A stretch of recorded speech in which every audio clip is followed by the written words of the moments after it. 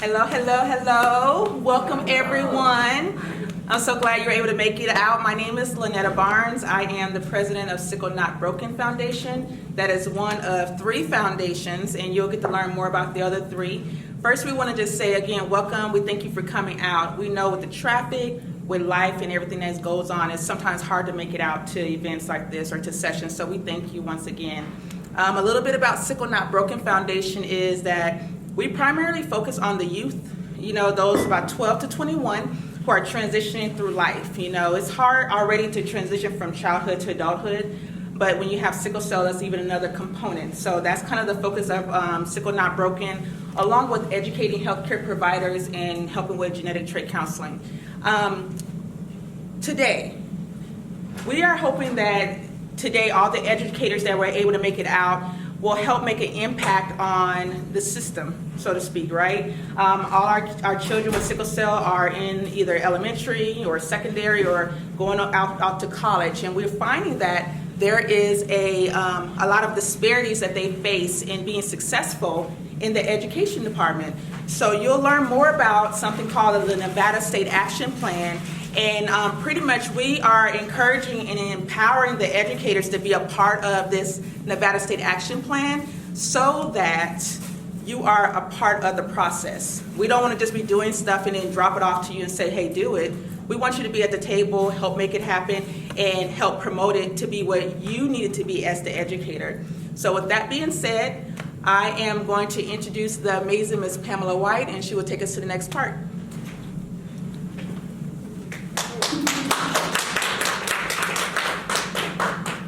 I am Pam White, and I am the founder and president or whatever of Adult Sickle Cell Disease Foundation. And as Lynetta said, we are here to bring the educators into some information that will help us at our school districts, that will help from the school districts even on to the colleges, what our children go through with this disease. We might as well say it. This disease is ugly. It's painful, it can be debilitating, it can be discouraging, it can mess with your self-esteem, it can cause you to not be able to dream, to be able to do things that you want to do in life. And that's how the Adult Sickle Cell Foundation came into existence. Because I have 2 children with sickle cell. So I've been on this journey for 39 years. And one of my children, being a girl, when she was in school, she was cast to the side. People didn't understand sickle cell. They thought it was contagious, so they didn't want her around. She went through all of that. But she persevered. She was one that made it through, on to college to get her degree. Now, 20 years later, I have my son. He's not dealing with the kids making fun or not understanding the sickness, but now it's still the teachers. Teachers not understanding what sickle cell is. When he's saying that he's hurting, they're not believing it or thinking that he's just wanting to get out of doing the work.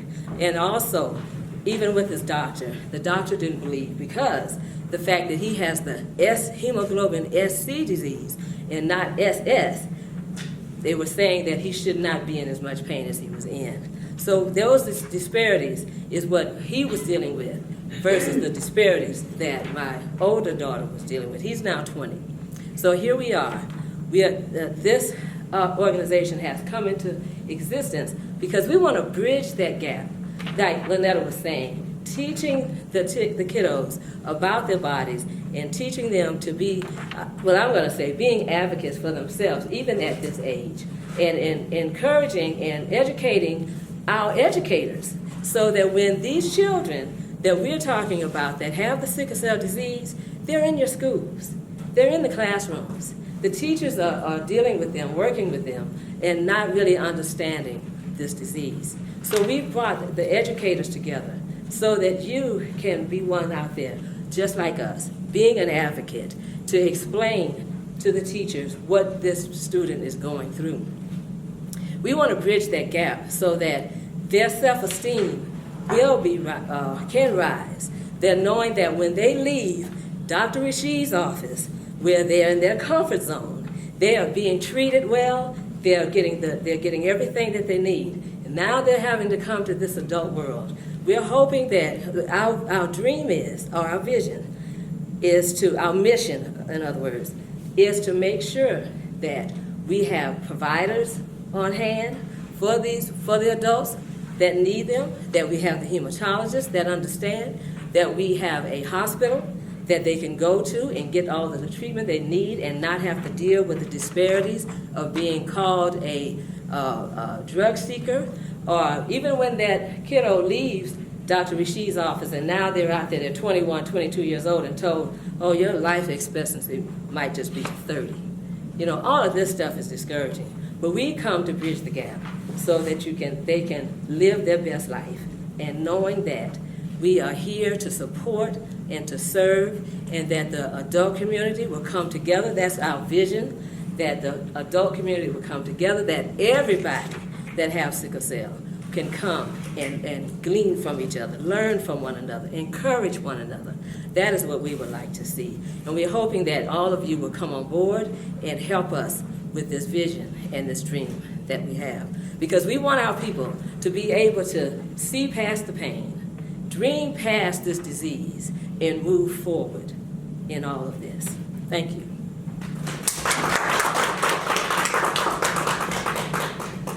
Thank you again for coming. My name is Georgian A. Glass. I go by Gina because it's easier.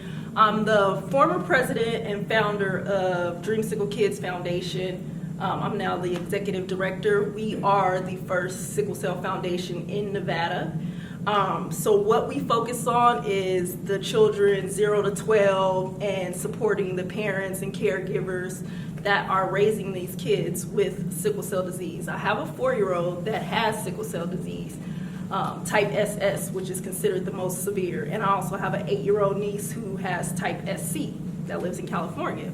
So we relocated here to Nevada about 3 years ago, and I found through experiences, bad experiences with hospitals, that we don't have enough awareness or knowledge of sickle cell here in Nevada, so that's why I decided to start the foundation. There are 7,000 rare diseases, and there's only about 500 treatments for the rare disease. Sickle cell is a rare disease, being that less than 200 people are affected by it. And majority of the people that are impacted by sickle cell are of African descent. So, coupled with the fact that they're African American, and historically African American people have been discriminated against in this country, and then to have a disease and go into a hospital where you're mistreated, nobody really knows anything about your disease from your community, so your friends don't know, and then you go to the hospital where they're charged with taking care of you, and essentially your life is in their hands and they barely know what to do with you. It's a scary thing, and especially for parents coming up, it's scary when you get that, phone call that your child has a disease, and you're like, what is this disease? And a lot of people still today don't even know that they have the sickle cell trait. So I'm one of those people. I forgot I had the sickle cell trait. And I have a 17-year-old daughter, and I was told I couldn't have any more kids. So surprise, I end up with this new baby and didn't even know that I had the trait. So the possibility of her having the disease. There are not a lot of genetic counselors here in Nevada to even educate people who have children that have the trait. And then most people ignorantly think that, oh, I have the trait, I just don't need to marry somebody who also has the trait. But there's more to it than that, and there's, ramifications not just for your parenting, but for your own personal health, because recently 2 military women died and they had the trait. It's because during their basic training, they were overexerting themselves and not taking the proper breaks and not hydrating themselves, so they ended up passing away because of trait exertion is what it's called. I've actually had the privilege of going on a college tour last year with one of the newest, biggest sickle cell foundations, Bold Lips for Sickle Cell. And what they do is they go to colleges and they educate the staff and the students on sickle cell disease and sickle cell trait, and they show them how they can persevere and finish school. And they also test the college students to see whether or not they had a trait. This last tour I went on, there were like about 45 or 50 people who got tested, and 2 of the people had the trait and didn't even know that they had the trait. So these are like 20, 21-year-olds. So they're almost to that point of wanting to do family planning or have children, and they don't even know that they could be either passing down the trait to their child or passing on the disease. So it's important to have educators like you all a part of the process for the state action plan, so that you guys can go back to your respective schools and educate the staff as far as what to look for, so that they're not a little biased when children have to go to the bathroom frequently, because children who have sickle cell, they drink more water than the average person, so they have to go to the bathroom more often, so that, you know, nurses and teachers know that these children are not just trying to get out of class. These children need to have water and Gatorade when they're in class, so that they, you know, don't have episodes that might send them to the hospital. So, if you guys have anything further, I have the fabulous Dr. Rashid, who has been a big champion for sickle cell disease.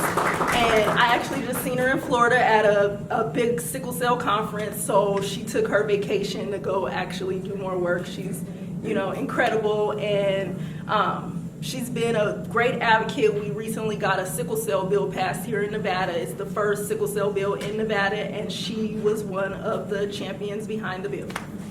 All right. Well, welcome everyone.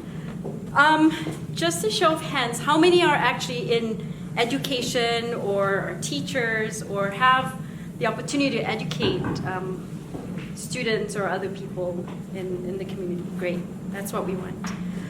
So you've heard a lot of different, you've heard 3 amazing speakers so far.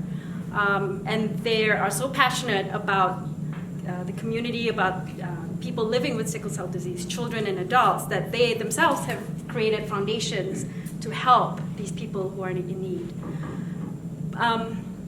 The common theme that I'm hearing, and I hope you're hearing too, is that there's lack of understanding about this condition. Because of that, there's a lot of biasness, misunderstanding from every tier, from the hospitals, from providers who should know more and should know better, to people who just don't understand and start to look at these kids or adults differently, you know, from school, everything from the educators to students. So I think what's important is to educate people about what sickle cell disease or disorder is and what it's like for the people living with this condition. So before I go on some more about what we're trying to achieve, do you all understand what sickle cell disease is? Okay. What I'd like to do is just kind of present like a brief overview of what sickle cell disease is, because then from that, when you understand the complications, then we'll have a better understanding why a lot of our people's kids and adults living with this condition go through what they're going through every day. Okay, so I'm going to do. I'm going to have a couple of slides talking about sickle cell disease so that you understand what it is, and then we'll talk about what we're hoping to do in the state to try and improve, you know,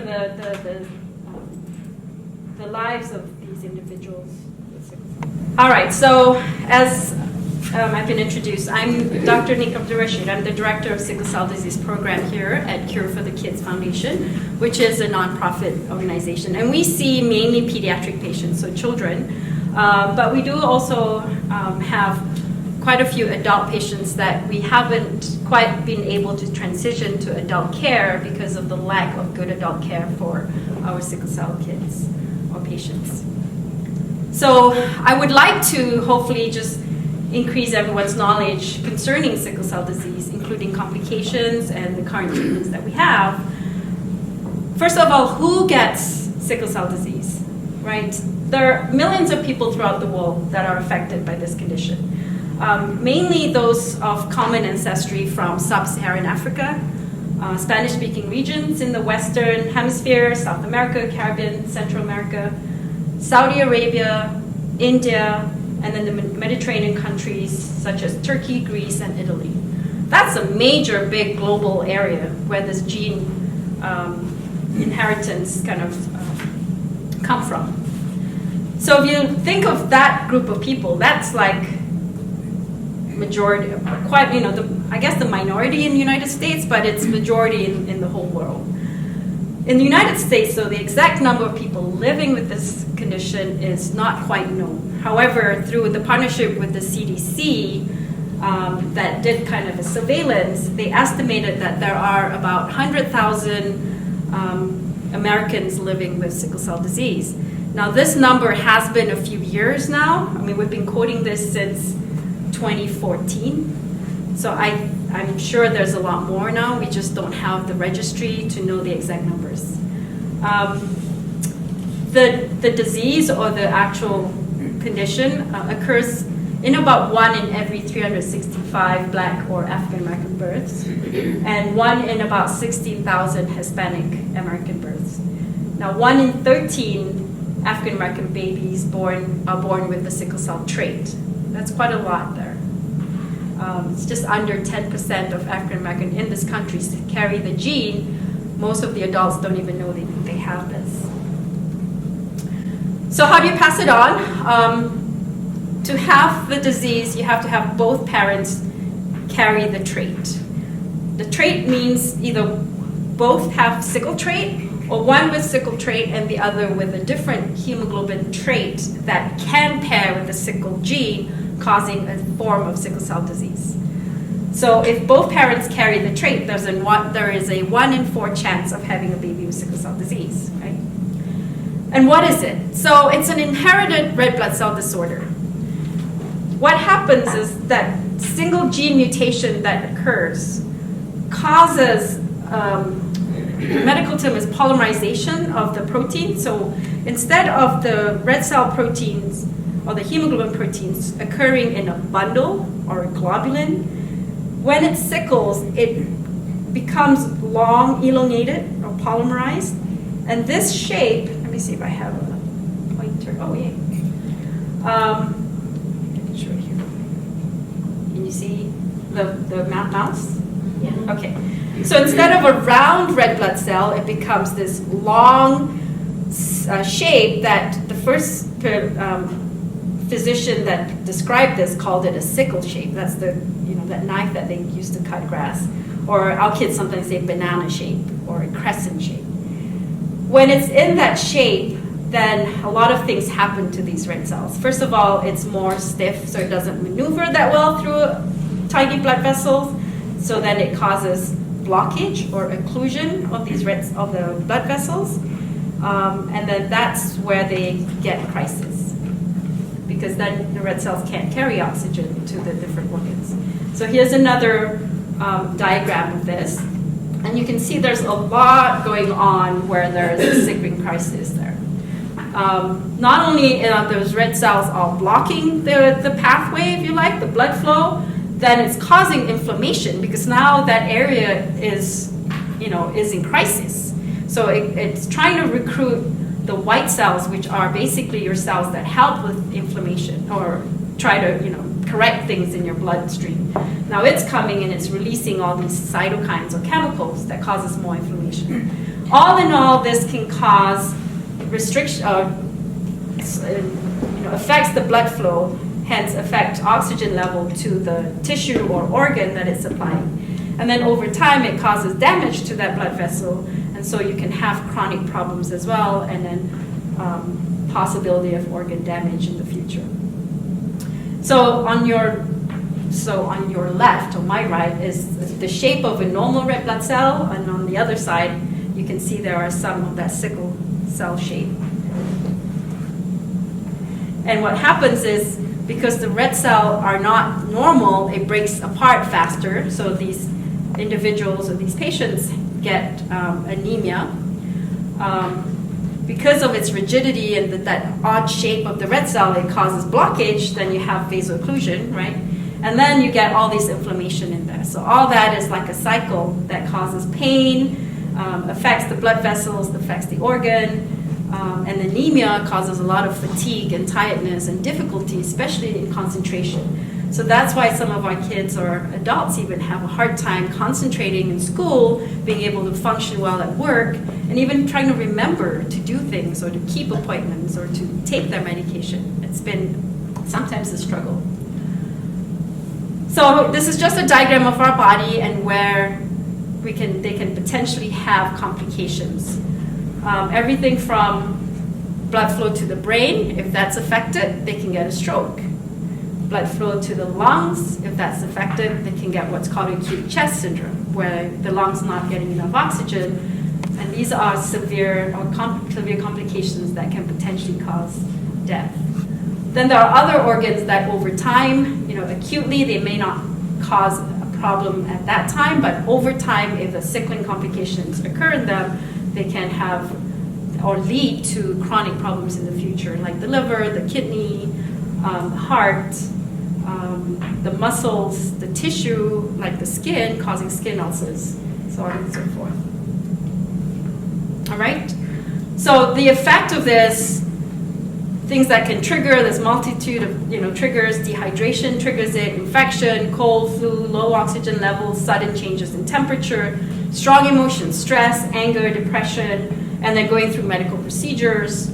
Anything can really trigger. It's hard. We usually tell our patients, know what your triggers are, because everyone's different. But pain is the most common and the one that we hear about the most.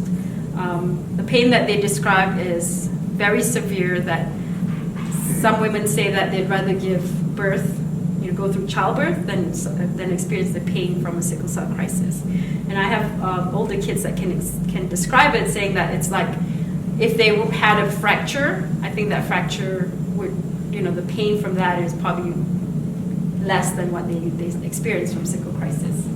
It's just an image of a stroke that happened from a crisis. And then this is acute chest. With acute chest though, if the provider doesn't quite understand that a person with sickle cell disease can get acute chest, they might just read this as pneumonia. That can be the trigger, like, someone could get pneumonia or a lung infection, but it triggers an acute chest where the whole lung then gets affected and they end up being intubated in the ICU. And then, of course, the chronic anemia causes fatigue, delayed growth and development, unable to concentrate, and then, of course, with that, if they get an infection, especially something like parvovirus or some other virus infection, it can affect their bone marrow where they become even more anemic and needing transfusions. So the main treatment for sickle cell is, first of all, we want to prevent these complications from occurring. Infection is a major trigger and also something that they can make them very sick. So we start all our babies on penicillin prophylaxis, and usually they continue to 5 years of age if they're doing okay. If not, we just recommend to, forever. We recommend all immunization and some extra ones to make sure that they can fight infections really well, especially with pneumococcal, which is what they can get very sick from. Our patients tend to get blood transfusions a lot. We try to make sure people understand that, I know Dreamsicle goes out and try to get people to be donors because the success of transfusion depends on the donor as well as the recipient. So if you're a match, then you have less chance of getting complications from transfusions. And then to be a match, usually people of the same race or genetic inheritance will be a closer match to you. So trying to go out to the minority community, African American community, to try and get more donors. There are some medications that can hopefully prevent and reduce these complications to even begin, to even start. Hydroxyurea has been used for quite a while now, for over 20 years. And in those patients that it works, it does reduce the intensity and the frequency of them getting complications or sickle crisis. All right, so any question about just the basics of sickle cell disease right now? Okay.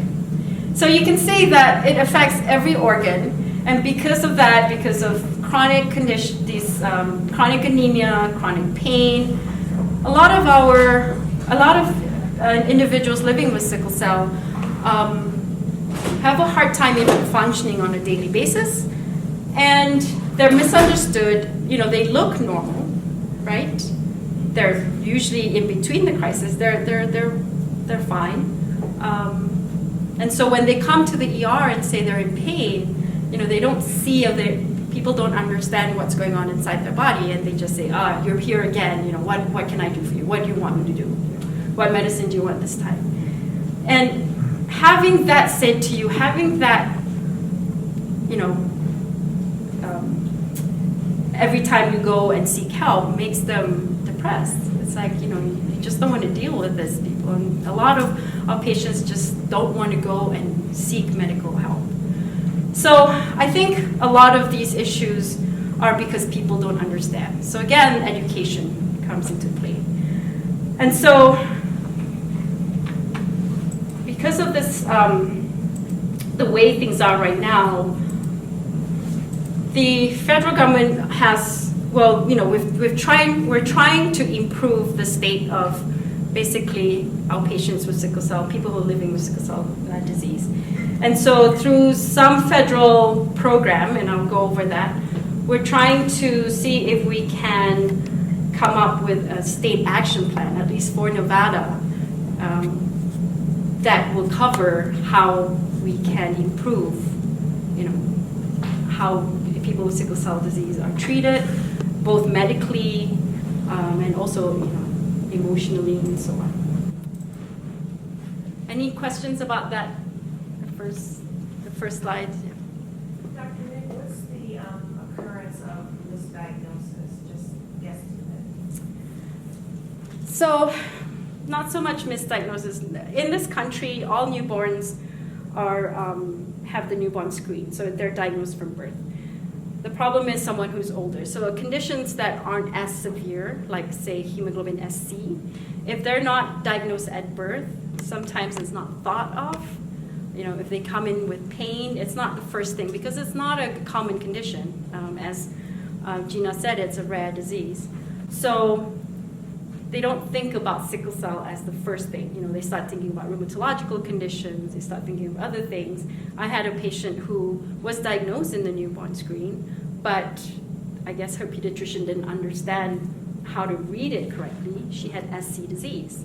And she was misdiagnosed as having sickle cell trait because there's less sickle, you know, than someone who had SS disease, less sickle protein in her blood. So then when she was around 6-7 years old, she's been to the ER 3-4 times now complaining of leg pain. They've done everything from MRI. And then finally, one doctor actually thought of it based on her blood test and said, I think she's hemolyzing. I can't explain why, but I think she's hemolyzing. So she sent her to me, and I just did that electrophoresis, and boom, there it was. But then we went back and said, this should have been caught at birth. So in someone who's older, we hear a lot of stories where they're not diagnosed or diagnosed later in life, especially if they're not within that time frame where we started doing newborn screening. Newborn screening started in the late 1990s. So if you were born before that, it's very, you know, you may not know you have it or not get diagnosed correctly, especially if you have the milder form of sickle cell. I do have some parents who think they're told they have sickle cell trait, and then they have the variant, you know, different type of sickle cell disease, not the SS. So now we have a better understanding of what sickle cell disease is. We've heard all the complications that can occur. And like I said, that we're hoping to improve knowledge through education to not just, you know, from every aspect of, you know, where a person with sickle cell disease will meet someone. So from birth, yes, go ahead. No, that's okay. You quoted statistics basically within the U.S. How prevalent is it in Nevada? Okay. I have some slides on this that I want to go over, but I can take you over that. Okay. And it's hard to get that information. Yeah. Okay. I mean, I know how many patients we see here, and because we're the only pediatric hematology, so at least we have a better idea of the pediatric population. But people move in from other states, so if they're moving as an adult, they don't encounter, I don't encounter them. I don't know who they go to and how many are out there. So there is a rough guesstimate. We can go by, we try to go by the Medicaid data information, but we don't have access to private insurance information. And based on our patient population, about 40% of people living with sickle cell disease has Medicaid or some form of Medicaid insurance, but that's not all. And so that's why one of the things that we want to work on is surveillance. Surveillance in that we try to collect data so that we have a better understanding. How many people, who are they seeing for their treatment? What complications, how often they go to the hospital and ER, what complications they have that they get there. And so then we have a better idea of what the major problems are and then try and solve it, right? So this is what we call the Nevada Sickle Cell Action Planning. I'm part of, let's see if I have it here. Can't remember what I presented. Okay, so this is just based on public health surveillance activity in Nevada. Like I said, we went to the Medicaid to look at their data, their claims data. And we think there's roughly about 500 or 600 people living with sickle cell here. Majority of them reside in the southern Nevada and Las Vegas area. There are quite a bit in Reno as well. I don't know what, we don't have the data of what the life expectancy is, Nevada versus national average. They're working on it. The surveillance that is through the CDC in Georgia and California are gathering all that information. Nevada State offers most children living with this disease through our foundation, Cure for the Kids Foundation. And we have a sickle cell disease treatment center here, so they're welcome to come when they have a crisis, for day treatment, and then we arrange for admission if they need to. But there isn't a center of excellence for sickle cell disease for adults in Nevada. We have centers that do treat pediatric and adult hematology patients, but they don't have a dedicated sickle cell center. We know that there's a major gap in quality of care, leading to an increase in morbidity and mortality as youth or teenagers transition into adulthood. And there's a graph that I unfortunately don't have here that shows that there's a spike in death, essentially, during that transition period. But if they make it through and they're old, they're mature enough to get through that period, then their lifespan is a lot longer. There is a lack of awareness for sickle cell disease within the community, workplace, schools, and this leads to misunderstanding and unfair treatment. And then we don't have a data of the prevalence of sickle cell trait. We are starting to gather that information as well. As Nevada now, we do our own newborn screening. So based on the newborn screening, I have an idea of what percentage of birth have sickle cell trait or some sort of trait. And then additionally, although serious health effects related to sickle cell trait are rare, it is important for people who carry the trait to understand that. And not just health effect to themselves, but the inheritance and the chance of having a child with sickle cell disease. Like Gina had mentioned, most people don't even know they carry it. And then suddenly they come to my clinic with a child that has sickle cell. So they're like, I didn't even know I had the trait. So we're trying to change that as well. Okay. The Health Resource and Service Administration, or HRSA, has two major grants that are trying to kind of change or improve the care for sickle cell. So this is the two grants that are current. Your left is the Sickle Cell Disease Treatment Demonstration Program. So that is a grant that helps with the provider community in trying to improve education and trying to increase access to care for patients. The other grant is through the Sickle Cell Newborn Screening Program, And that's through partnership with the Sickle Cell Disease Association of America. SCDAA holds the grant and then distributes it to sub-awardees throughout the country through the community-based organization to try and work on the patient community. So there's no point in providers creating a good center of excellence if patients don't come or don't know that they exist or know that they have to go. So we have to work both ways, right? Providers and community, and then bring them together. Unfortunately, when this rolled out in 2017, we didn't have these excellent CBOs yet. They just started in 2018. So I'm hoping when the grant finishes, I think they're running through 2021, maybe we can put a word in for Nevada and see if we can get some money there. Sure, about the grant, is it something that was only granted to certain states, or was it all? So let me show you. Okay, see. So here we go. So this is the SCD. This is the provider grant, the Sickle Cell Demonstration Treatment Program. They've divided us into 5 regions, and each region does the main grant holder, if you like, and then they distribute it and get partnership within the region. So for the Pacific region, that's the green one, the person that holds the grant, the institution that holds the grant is in California. It's the center of the CIBD, Center of Blood Disorder. And then they give a little portion to us to try and, improve the sickle cell treatment in the different states. So that's our partner.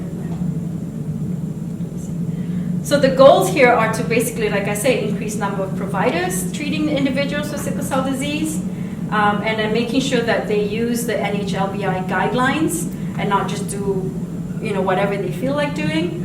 And then this can be through telementoring, telemedicine, provider support strategies, grant rounds, anything.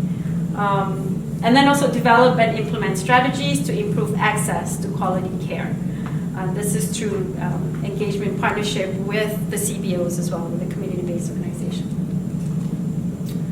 So there's 5, those are the 5 agreements. So for us, it's with the Center for Diagnosis of Inherited Blood Disorders, or CIBD. And then that project started in 2017 through August 2021.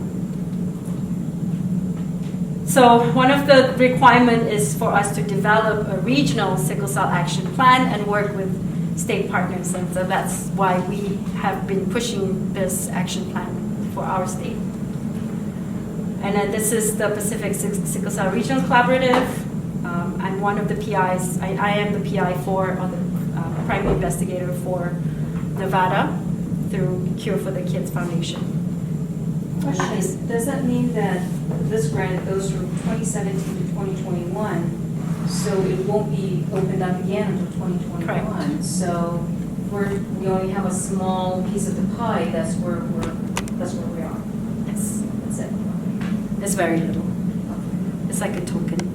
Okay. But you're required to do all I'm just this. thinking of what's. But basically, it does pay for some time to dedicate for this. So that helps. Otherwise, I'm in clinic all day and every day. Okay, I won't go through all this. This is just basically describing exactly what I just said, how we're going to try and improve access to care and so forth. Okay, so this is based on an article that was published in 2010. So this is almost 20 years ago, where they look at the estimate based on different data banks of individuals living with sickle cell. So in Nevada there, if you can see, these are based on data collection through different organizations, Agency of Healthcare Policy and Research, and National Newborn Screening Information System. So this is what the number I had was based on, about 500 to 600 individuals living here with sickle cell disease. It may be more, it may be less. Now we don't have that data. Okay, this was almost 10 years ago. Based on the newborn screening program that we have now, these are all the positive newborn screening results that since we started in 2014. And you can see that dark green is the hemoglobinopathy. So even though we're a rare condition, sickle cell disease is a rare disorder, that green part on the pie chart is, we are one of the common ones, I guess. But this is all types of hemoglobinopathy, not just sickle cell disease, but also sickle cell trait and other traits as well. The bottom says total number of cases 201. Is that sickle cell trait or is that Just all abnormal newborns. So it's not a lot. This is per year. So not the numbers aren't big, I guess. But if you think of how many births, I think there's about 2,000 births, if I'm not mistaken, a year in the state. About 10% we diagnose of some condition through the newborn screen. And of that, what is that percentage? I can't remember. 61%. Or 61 patients have some sort of hemoglobinopathy or red cell disorder. I have a question. If part of the action plan, would that also include something to like require the testing of pediatric patients that come here that don't maybe have like a good record or something to help diagnose better? What was that one where you guys tested a bunch of kids and then 2 came out to have the trait? Is there something like that that's a program anywhere, or is it just like when they're born, they get tested, but if they don't come with a history, because I'm an adult nurse, and if my adult is not telling me everything their history, sometimes history follows them. So is that something that would be considered to be a requirement in the state action plan to help us help more of the people that are probably not diagnosed properly? So are you suggesting we just screen everybody or we offer screening? Yeah, I mean, Right. yeah. So right now in our clinic, we get the ones who are diagnosed through the newborn screen. So I get this data, I get a spreadsheet every week from the Nevada State lab. And we try to contact them. Some say, no, thank you. We know I have sickle cell trait, my child has it, I know that. But sometimes we try to say, I know you know, but maybe come in because there might be new information that you're not aware of. Now, if we have a child who was diagnosed with sickle cell trait or disease and the parents do not know what their status is, then we do recommend having themselves tested.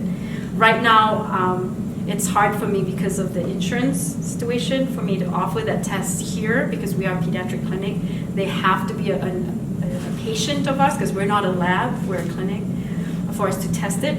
But through the sickle cell bill, we're actually trying to change that where we can offer and it will be covered by the child's insurance to have both parents tested.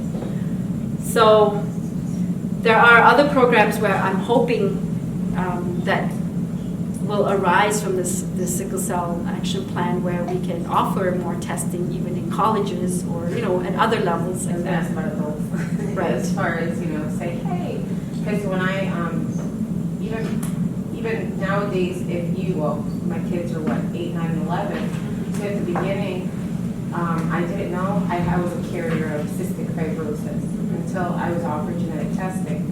So it's because my insurance offered it, was able to get it, and therefore, And by the way, cystic fibrosis there are less number of patients here compared to sickle cell, and they get a lot more funding for research now. So we're trying to push for more funding for research. Yes, but that comes with awareness, right? And that's what we're trying to do, educate the community so that, hey, if there's a family history or even just curiosity, like, you know what, I'm African American, do I carry it? Then they hopefully will have access. And that's the other piece of it, access to care. So if they are interested, where can they go to get tested? See, we haven't figured all these. These are all things that, yes, we want this to happen, but how are we going to make it happen? And that's why we're trying to pull everyone from the community. Because if you have any ideas, if you have any ways where, we can even start with that education piece, educate people. radio talk shows, or in the schools, things like that. So anyway, let's go through all these boring charts. So this is just the breakdown of confirmed cases through the newborn screening program. Let's see. This is, just use my pointer. Okay, you see this hemoglobinopathies? 61 confirmed cases.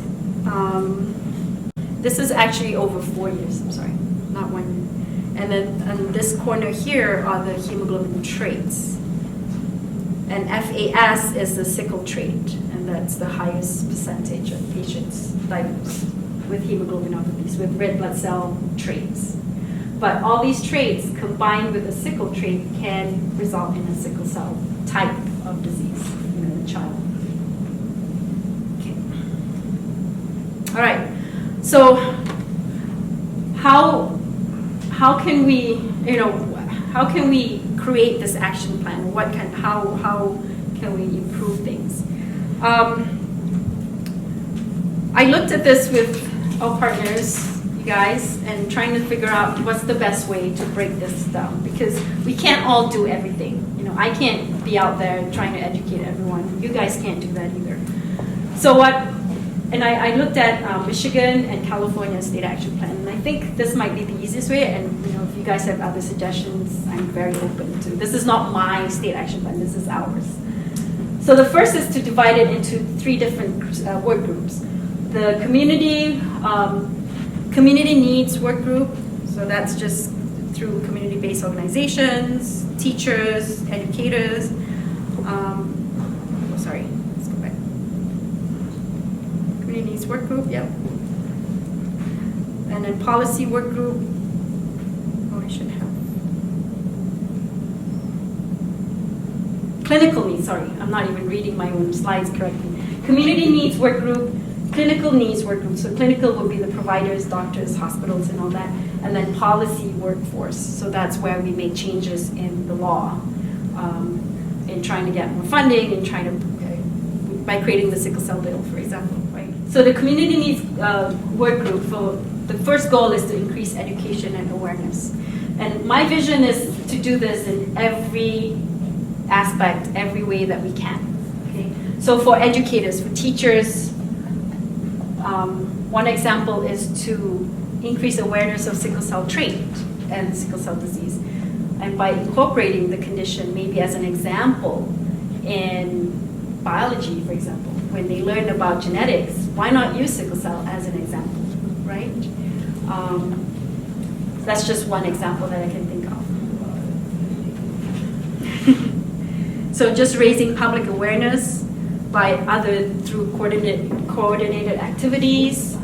There's a lot of opportunities, like that next week is Sickle Cell World Day. Maybe have more events, not just one here, but everywhere, just small events. If you guys have friends, radio talk show personnel, talk a little bit about sickle cell disease. That way, the more people hear about it, it raises their curiosity and they want to know, and then we can have other events to bring awareness. Right? Statewide patient education. Here in Cure for the Kids Foundation, I've tried to do family educational evenings quarterly. So every 3 months we come up with topics that the families ask for, and trying to get that word out, because we do this, but sometimes we get a good good number of people, sometimes not. I know everyone's busy, but these are things that we want to try and encourage and get that word out. Yes. You had mentioned earlier about the grants were used to increase providers as well. I teach at Touro University, which is basically a medical college, Mm-hmm. and we have speakers come in all the time to address different subjects. So could we implore to have you come out here? Absolutely, I'd be happy because, to. I'm a nurse as well, and I teach in the nursing program. I remember in nursing school being given kind of a small blurb about sickle cell disease. But we didn't go into, we would get, what would happen if someone came in the ER with a crisis and, you medicate them with morphine and all the basic steps. But we at Toro are educating DOs, doctors, and PAs, and Nurses even too, right? Nurses as well, but our nursing program is completely online. So if we had something that was online that I could administer to my students, I would love that. But we could also do, even if we did it in person, we could make it available to our online students as well, because we educate nurse practitioners. Nurse practitioners, I think, would be an excellent candidate for receiving this information as well. So I would love to have you collaborate with Toro University, to have you come out there and and just to educate them more on what they're going to get from their professors, because they're going to get kind of the basics, maybe a little bit more than the basics, but you, an expert in the field, could give them, more signs and symptoms to look for and how to be more empathetic. Because for me, my doctorate is in transcultural health and basically giving everyone equitable care. So that kind of struck a chord with me when you said that they're not getting equitable care. That really strikes a chord with me. And so I want everyone, no matter what disparity or challenges that they have, to always have equitable care. Doesn't matter, we need to come in and know what we're talking about when we have patients with sickle cell or any other disease that comes in. We need to know how to first provide empathy and not judge them, as you said, with, they're faking it and they're drug seekers or whatever. Because trust me, as a nurse, I've seen that. I've seen it for especially drug seekers or whatever. But the more knowledge that providers have, hopefully that transitions into empathy and equitable care. I agree, thank you. So that's that last strategy, ongoing collaboration. Yes. That's what we're trying to, that's why we're doing this right now. Yes. That's good, thank you. You're welcome. Thank you for coming. This is what, Yes. I got Toro here, I could get Rosamond here. We're gonna Yes. get. Can't say that. We're not going to edit that out. Sorry. No. You're in trouble. And then I have to find you an LV and. Yeah. But it's not just the nurses, students that you have to focus on. You have to think about the hospital systems too. Right. Because you have individuals that may have done their career in certain pathways, they're in a new system and they don't fully understand the other disease states. So I have that under the clinical needs. Well, actually here, educate health professionals as well. Like you say, once you're more into a different subspecialty, especially, they don't quite understand. But people living with sickle cell have other problems, right? It's not just blood disorder. It's not just the blood disorder, as you can see. Later on they'll have kidney problems, or they may have fertility issues, or go to an OB. They don't understand the risk of certain medication in someone who has sickle cell, for example. The higher rate of clots, and then they're starting to prescribe contraception, but they don't understand about sickle cell. So we have to educate all professionals in that sense. Advocacy and training, again, increase capacity of advocacy. These are you guys, my CBOs here, our CBOs here. Go out there and educate. If you have our church member or however, just bring that conversation up. Because the more people hearing about it, the more they're interested or curious, and the more they want to know and say, hey, you know what, Dr. Rashid has this talk, come on over. It's free, it's open, you get some food even. And then advocate on state action plans. So that's what we're doing now. Not just making it small groups of people working, but working together so that we all raise the level up as high as we can. All right. And then other key areas, and that's what we've been doing through the sickle cell bill in terms of better transition of care, availability of trait testing and follow-ups, and then protecting student civil rights and effective opiate legislation. I had another question on that, on the spike that they experienced in death during the transition from youth to adult. Is it primarily because of young people thinking that, hey, I'll live forever, nothing will happen to me? Is it the depression piece of having to go from being cared for to now I have to take care of myself? Or is it all inclusive? All-inclusive. It's multifactorial. Part of it is we're probably not doing a good job at teaching them to transition themselves to become a good patient. Not a good patient like, oh yeah, but a good patient so they understand their condition, they understand what they need, how to advocate for themselves, how to speak up if they're not getting treated, and because they're young, and just lack of education on the provider side as well. They look healthy. These are kids that come to the ER, they're tall, they're college students or whatnot, and then they're in pain. And even when we educate them, when we tell them, like I come up, we create a pain plan, individual pain plan for our patients so they know what to take and what doses. So we say, take this with you to the ER, and then they say, my doctor usually gives me so milligrams of this medication. And they're higher doses because these are patients that have gone through this, so they're a little bit more tolerant to the regular doses. And then the doctors are like, oh, how come you know your pain? You know your pain meds too well. Too well. Too well. Yes. So it's like, Yes. how do we do this? We try to teach them so they can better advocate, but then on the other side, we're not teaching the providers to listen to them. So that's the clinical needs work here to address that gap. One of the things that was uncovered in Denver when I went to Dr. Hassel's state group was the opioid restriction for primary care providers or providers as a whole, that sickle cell's now included in that with CDC.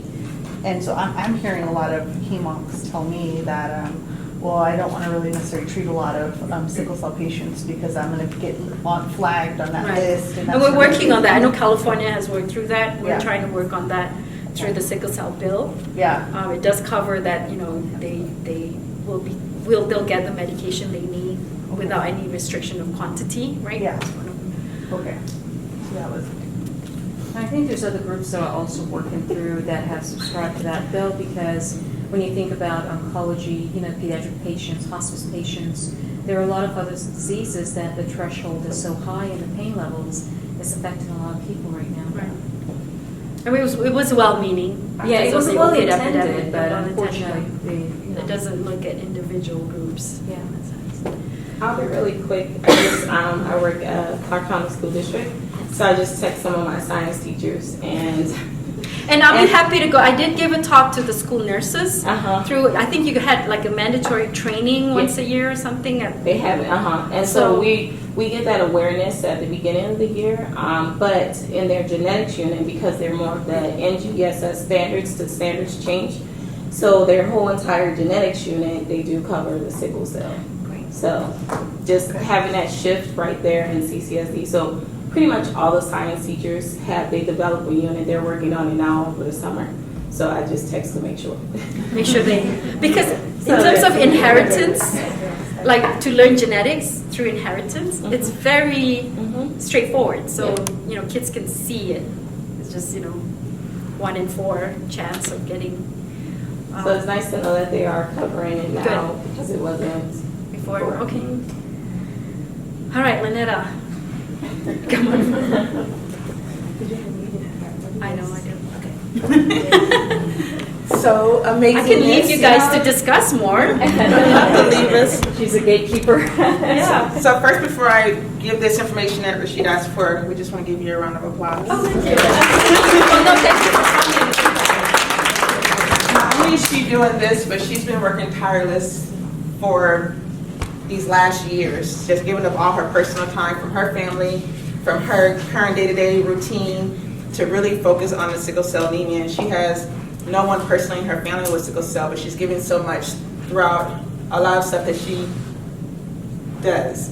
So we are truly, truly grateful for you, Dr. Rashid, that you do all that you do, and you don't complain about it, you just get it done, time after time. And even with now, people are like, oh yeah, can you do this? So we are praying that help is on the way to assist with the education portion of it. So. But a lot of that we can do together. Yeah. You know, these are not information that you need to give at the medical level. It's just even hearing stories, right? They don't need to know how to treat, but they need to know how to understand, how to empathize, how to just change that perspective. So that we can do together. So the first patient that I dealt with sickle cell, I'm not a nurse, I'm not a clinician, but I trained in California as a nurse's aide and a home health aide, was actually during my training at the County General. And ignorance is something that sometimes you don't want to admit, but not knowing what to do. You know, that was the first time I encountered a patient. I was 19 years old. And that particular patient, I remember I said I had to do things for her, but I didn't know how. I had to ask because one of the things I was afraid of is hurting the patient more so than when the patient was already hurting. So sometimes through ignorance, you may or may not do the right thing. That's true. You know, and But hopefully with easier access, you know the people who you can call now. yes, You have these 3 ladies, you have me. because even though we were I was in a training setting and I had an excellent person to educate that was teaching us, the thing is that sickle cell was at that time also for me in a long term. You know. So as stakeholders, you guys are here because you care, right? And so that's why I'm actually reaching out to you to create this plan, a plan where we all can work together to raise the awareness, raise education. Yeah.